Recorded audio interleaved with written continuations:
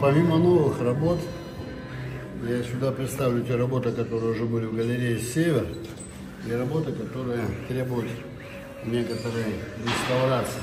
В силу того, что они уже побиты временем, мы сегодня с парнями немного отреставрируем и вернем их к жизни. Вдохнем в них вторую жизнь.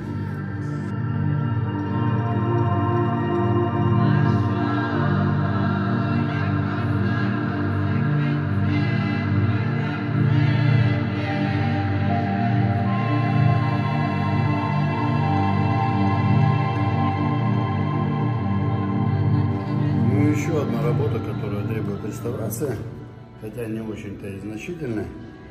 Это та картина, которая принесла золотую медаль Терезенберга, самого престижного фотофестиваля на этой планете.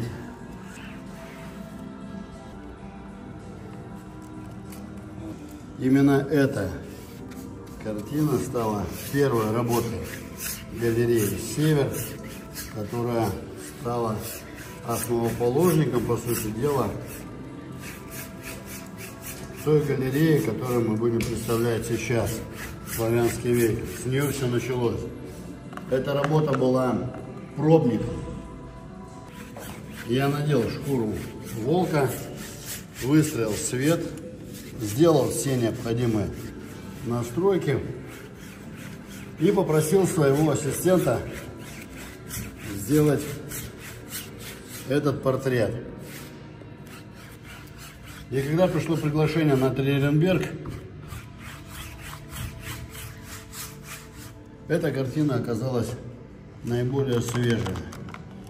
И насколько же было все это неожиданно, когда мне пришло письмо с протоколом, в котором было отмечено то, что эта работа получила золотую медаль и будет выставляться в Австрии, в Линце, наряду с другими великими мастерами сегодняшнего дня.